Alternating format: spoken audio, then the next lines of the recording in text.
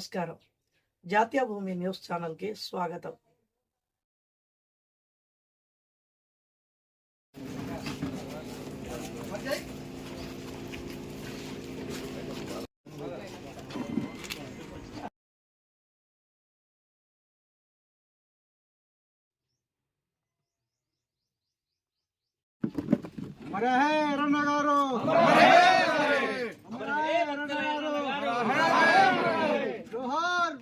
బచ్చలెర్రన్న జోహార్ బచ్చలెర్రన్న జోహార్ జోహార్ జోహార్ బచ్చలెర్రన్న జోహార్ జోహార్ జోహార్ బచ్చలెర్రన్న జోహార్ జోహార్ Amar high బచ్చలెర్రన్న.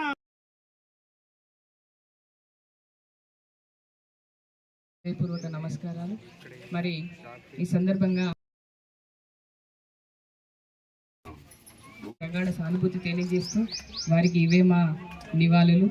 ఈరోజు ఎర్రన్న గారి గొప్పతనం నాకు చాలా తక్కువగా తెలుసు, కానీ ఈరోజు వారి స్నేహితులు కావచ్చు, గ్రామ ప్రజలు కావచ్చు, మరి సన్నిహితులు కావచ్చు, వారి గురించి చెప్తా ఉంటే ఒక సామాన్యుడు జాతి కోసం ఆలోచిస్తే, ఆ జాతి బాగు కోసం ఆలోచిస్తే ఎర్రన్నలా ఉంటాడేమో అని నాకు అనిపిస్తూ ఉన్నది.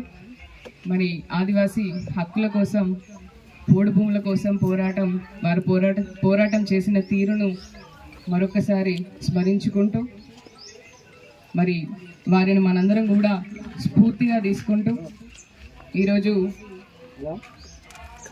ఆదివాసీలందరి కోసం, మన హక్కుల కోసం కొట్లాడిన వ్యక్తికి సరిగ్గా ఇల్లు కూడా లేదు.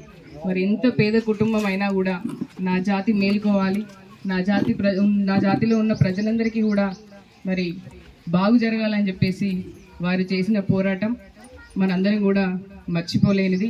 అలాగే వారికి ఆరోగ్యం బాగలేదని తెలిసినప్పుడు ముందుగా మొట్టమొదటిగా మరి మదన్న స్పందించి, మదన్న గారితో నేను కూడా ఆ రోజు ఎర్రన్నను చూడడానికి మాదారం వచ్చిన. మరి ఆ రోజు నిజంగా అన్న వారి కుటుంబం కోసం కన్నీరు పెట్టుకున్న విషయాన్ని గుర్తు చేసుకుంటే నిజంగా కళ్ళు చెమ్మగిల్లుతాయి. నాకు 2 ఆడపిల్లలు అన్న, వారి కోసమైనా ఇంకా కొద్ది రోజులు బతకాలని ఉంది అన్నారు. ఆ దేవుడు ఇంకొన్ని రోజులు ఎర్రన్నని మన మధ్యలో ఉంచితే బాగుండని అనిపిస్తూ ఉన్నది. కానీ సమయం వస్తే ఎవరమైనా పోవాల్సిందే.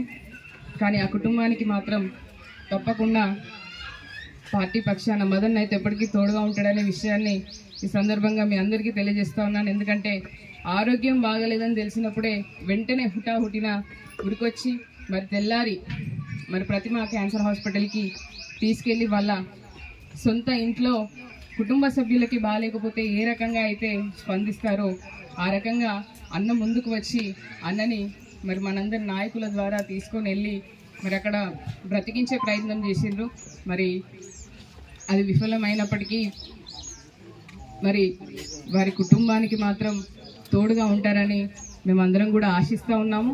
మేము కూడా ఖచ్చితంగా అన్న కుటుంబానికి మరి వారి లేని లోటుని ఎవరు కూడా ఆ లోటుని తీర్చలేము, కానీ మీ కుటుంబానికి మాత్రం మాకు వీలైనంత ఖచ్చితంగా తోడుగా ఉంటామని చెప్పి ఈ సందర్భంగా మరొకసారి తెలియజేస్తూ, మరి మేము మన ప్రభుత్వం ఉన్నప్పుడు వారికి ఒక కోరిక ఉండేది, మహదేవ్పూర్లో కూడా ఐటీడీఏ ఆఫీస్ ఖచ్చితంగా తీసుకురావాలని ఊరికే మాకు చెప్తా ఉండేవాళ్ళు. మేము కూడా ప్రయత్నం చేసినాం.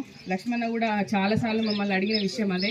మరి ఇప్పుడు ప్రభుత్వం లేదు, మళ్ళీ ఖచ్చితంగా మన ప్రభుత్వం వస్తుంది, అన్నని గెలిపించుకుంటాం. ఖచ్చితంగా అన్న ఆశయాన్ని మహదేవ్పూర్లో ఐటీడీఏ తీసుకొచ్చే బాధ్యత మదన్న మీద పెడుతూ, మరి ఆ ఆశను తీరిస్తే ఎర్రన్న గారి కోరిక నెరవేరినట్టు అవుతుంది. కాబట్టి ఆ బాధ్యతని ఖచ్చితంగా అన్న మీద పెడుతూ, మరి వారి కుటుంబ సభ్యులకి నా ప్రగాఢ సానుభూతిని మరొకసారి తెలియజేస్తూ, భగవంతుడు మీకు బచ్చల ఎర్రన్న నాకు 2008 నుంచి పరిచయం కూడా గిరిజన నాయకుడిగా వారితో పరిచయం నాకు. వారు మేము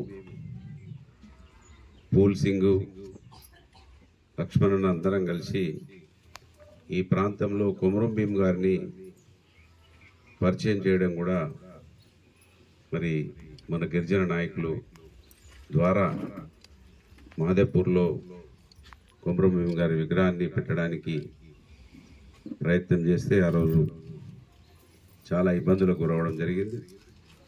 మొత్తం మీద ఈ ప్రాంతంలో మన గిరిజన నాయకుడు జల్ జంగల్ జమీన్ ఆయన స్ఫూర్తితోటే, ఇవాళ ఆయన పరిచయంతో మనమందరం పోరాటం చేస్తే ఆయన పేరు లేనిది తెలంగాణ లేదు, కొమరం భీం పేరు లేనిది తెలంగాణ లేదు. అట్టి తెలంగాణలో బచ్చల ఎర్రన్న లాంటి వాళ్ళు, ఇంకా మన వాళ్ళు అనేక మంది గిరిజనుల పోరాటం ద్వారా ఇవాళ పోడు భూముల పట్టాలు మన మాదారం చింతకాని గ్రామాలలో కూడా దాదాపు 50-60 మందికి పోడు భూముల పట్టాలను కూడా మనం సాధించినటువంటి విషయాన్ని మనం మర్చిపోలేము. మా సోదరి మరి నిన్న కనుకునూరు మాజీ సర్పంచ్ లక్ష్మి గారు చాలా చక్కగా చెప్పారు టీవీ ఇంటర్వ్యూలో. పోడు భూములకు పట్టాలు వచ్చినాయి, చాలా సంతోషంగా వ్యవసాయం చేసుకుంటున్నాం, రైతు బంధు కూడా వచ్చిందని. ఇవాళ రైతు బంధు కూడా రావడానికి కారణం ఆ రోజు మనం పరిచయం చేసినటువంటి కొమరం భీం, ఆయన స్ఫూర్తితోటి మన పోరాటం, దాని ద్వారా సంక్రమించిందే మన పోడు భూముల పట్టాలనే విషయాన్ని మనం ఖచ్చితంగా అది ఎర్రన్న లాంటి వాళ్ళ త్యాగమే అనే విషయాన్ని ఈ సందర్భంగా గుర్తు చేసుకోవాల్సిన అవసరం ఉన్నది. ఎర్రన్న నిజంగా ఇవాళ చూస్తుంటే మరొకసారి ఈ ప్రాంతంలో బీఆర్ఎస్ పార్టీకి అధికారం రావాలనేది ఎప్పుడైనా అనిపిస్తుందంటే కారణం ఇవాళ ఎర్రన్న ఇల్లును చూస్తుంటే మనకు అర్థమవుతున్నది. ఇంత పెద్దగా ఎదిగి కూడా కనీసం ఓ స్లాబ్ వేసుకునే పరిస్థితిలో దాదాపు 55 సంవత్సరాల దాకా ఉంటే కావచ్చు ఎర్రన్నకు, నాకు తెలిసి 50 సంవత్సరాలు, మరి 50-55 సంవత్సరాలలో కూడా ఇంత ప్రజల మధ్యలో ఉండి కూడా నాయకులతో కలిసి ఉండి కూడా ఒక ఇల్లు కూడా లేకుండా, ఇల్లే లేదా, సొంత ఇల్లు లేకపోవడం, అందుకోసం అప్పుడప్పుడు ఇంకా ఈ సమాజంకు అర్థమయ్యే విధంగా మహనీయుల స్ఫూర్తి అని ఎందుకు చెప్తా ఉన్నామంటే, తెలియని వాళ్ళకి తెలుసుకోవాల్సిన అవసరం ఎందుకున్నది అంటే, ఆ రోజే మనకు మహనీయులు అర్థమై ఉండుంటే, ఆ రోజు నుంచే మనకు రాజ్యాంగం తెలిసి ఉండి ఉంటే ఇవాళ ఇంకా మనం అన్నమో రామచంద్ర అని అడుక్కు తినే వాళ్ళం కాదు. మన దేవుళ్ళు మన కోసం అనేక మార్గాలు చూపించారు. ఆ రోజే మహాత్మా పూలే కాడి నుంచి, బాబాసాహెబ్ అంబేద్కర్ కాడి నుంచి, కొమరం భీం కాడి నుంచి అనేక మంది గొప్పగా మన కోసం మార్గం చూపించిన ఆ మార్గాన్ని మనల్ని తెలియనివ్వకుండా అడ్డుకొని ఇక్కడున్న నాయకులనే మన దేవుళ్ళుగా మనకు వాళ్ళే మొత్తంగా చూయించారు కనుకనే ఇవాళ ఎర్రన్నకు కూడా ఇల్లు లేదనే విషయాన్ని మనం ఈ సమాజానికి చెప్పాల్సిన అవసరం ఉన్నది. ఆ రోజే మనకు బాబాసాహెబ్ అంబేద్కర్ అర్థమై ఉంటే, ఆ రోజు నుంచే మన పెద్దలకు రాజ్యాంగం తెలిసి ఉండుంటే మనకు అందున్నటువంటి హక్కులు తెలిసేటివి. ఆ హక్కులు తెలిస్తే మనం అభివృద్ధి చెందేవాళ్ళం.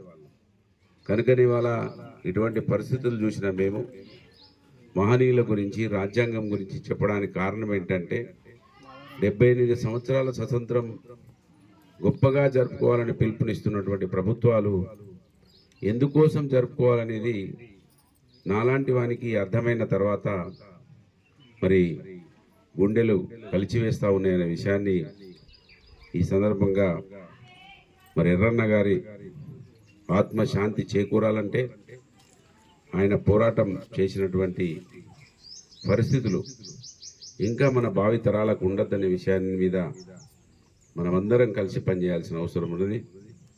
ఖచ్చితంగా ఎర్రన్న గారి మరి వారితో నాకున్న అనుబంధం ఇంత గొప్పవాడంటే, శ్రీపతి బాపు గారు ఇంతకుముందు చెప్తా ఉన్నారు, ఏదైనా తప్పు విషయం ఉండి ఆయనకు నచ్చంది పక్కకున్న వాళ్ళు చెప్పమంటే ఆయన ఆమోదించినట్టు, ఎర్రన్న నువ్వు చెప్పు మరి కరెక్టేనా అంటే మంచిది అని అన్నాడు తప్ప అది మంచిది, అది కరెక్టే అని చెప్పకుండా దాన్ని దాటవేసేదని చెప్పిండు మా శ్రీపతి బాపు గారు ఇంతకుముందు నాతో పక్క కూర్చొని.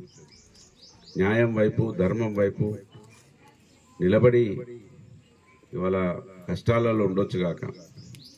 కనుకనే మనం ఆ రోజు నీతిగా నిజాయితీగా ఉన్న వాళ్ళను గుర్తించకపోతే మనం కూడా ఈ సమాజంలో ఉండి వృధా అనే విషయాన్ని గమనించిన బిడ్డగా, అందుకే ఇంతకుముందు మా ఇంకన్న చెప్పిండు, మన దళిత నాయకుడు పెద్ద మనిషి రాసమల నరసయ్య గారు, ఆయన నేను చిన్నప్పటి నుంచి చూస్తున్నా, కద్దరంగి వేసుకొని మంచిగా దళితుల కోసం ఎక్కడ అవసరం ఉంటే అక్కడికి తిరిగేవాడు.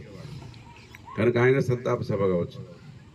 ఈ నమ్మడిపల్లిలో మా పత్తి వెంకటస్వామి గారి పిల్లలు చనిపోతే అందరూ నాయకుల తల్లిదండ్రుల ఫోటోలు పెట్టమంటారు. కానీ నేను ఎవరి తల్లిదండ్రుల ఫోటోలు వాళ్ళు పెట్టుకోవాలి, ఎవరి కుటుంబాన్ని ముందు వాళ్ళు ప్రేమించాలి, వాళ్ళ గ్రామాన్ని ప్రేమించాలని నేను ఎమ్మెల్యే అయినప్పటి నుంచి అదే నినాదంతో ముందుకెళ్తున్నా. కనుక మొన్న మన అంబడిపల్లిలో కూడా వాళ్ళ 3 పిల్లల విగ్రహాలని మనమే ఇవ్వడం జరిగింది. వాళ్ళ కుటుంబాన్ని ప్రేమించాలి, వాళ్ళ ఆశయాల కోసం వాళ్ళు బతకాలని ఆ దిశగా పనిచేస్తూ ఉన్నాం. చాలామందికి అర్థం కాదు, నేను చేసే పని చాలామందికి అర్థం కాదు. కానీ నాకు ఒక తృప్తి, ఎవరి పిస వాళ్ళకు ఉంటుంది అన్నట్టు నా పిస నాకు, ఎవరిని వాళ్ళు ప్రేమించాలి, మంచి మార్గంలో నడవాలి.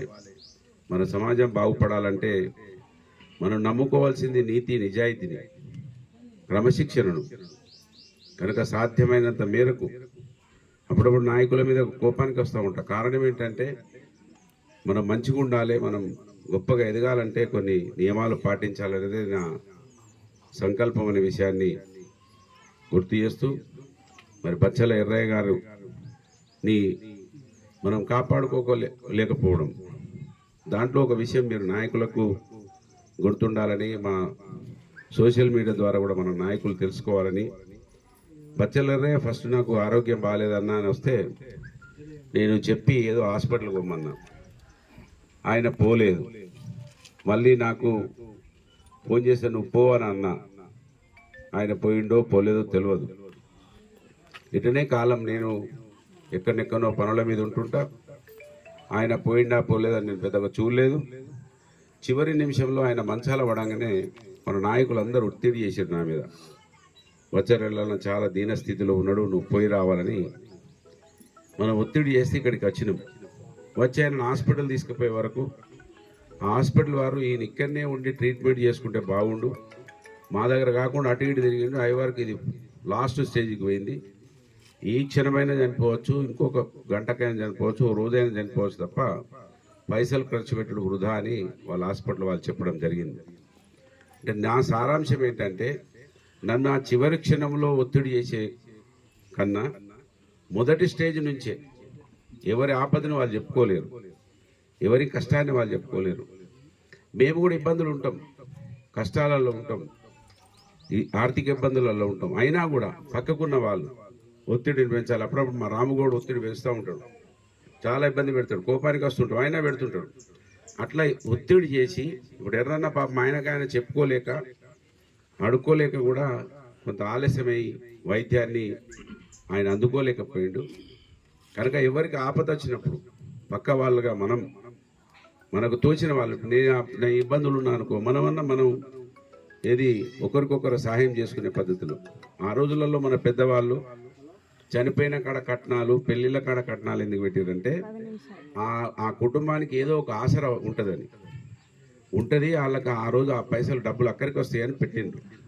కనుక మనం కష్టం ఉన్న వాళ్ళకి మనం ఆ రోజులలో ఎంతో కొంత సాయం చేసే విధంగా మరి పక్క వాళ్ళు ఆ దృష్టితో ఆలోచించాల్సిన అవసరం ఉన్నదనేది ఎర్రను మనం కోల్పోయిన తర్వాత నాకు వచ్చిన ఆలోచన.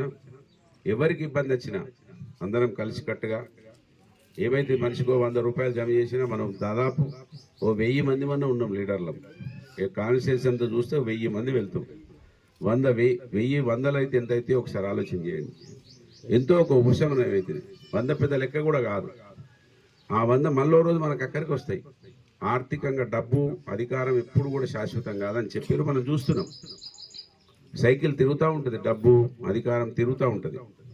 కనుక ఆ దిశగా మనం ఎర్రనని కోల్పోయిన తర్వాతనైనా కొంత మనం ఆలోచనలోకి రావాల్సిన అవసరం ఉన్నదని ఈ సందర్భంగా గుర్తు చేస్తూ, ఎర్రన్న కుటుంబానికి 100% నేను కాటారంలో ఒక 2 కాళ్ళు పోయిన తర్వాత అతనికి మొన్న మా జంగుకు ఇట్లా కొంతమందికి నేను ఒకడెవరికి హామీ ఇస్తున్నా. ఎందుకంటే ఆ కుటుంబం ధైర్యంగా ఉండాలి, మన రోజులు మంచి రోజులు వస్తాయి. వచ్చినప్పుడు ఖచ్చితంగా ఎర్రన్న కుటుంబం నా కుటుంబం వేరు కాదు, వారికి 100%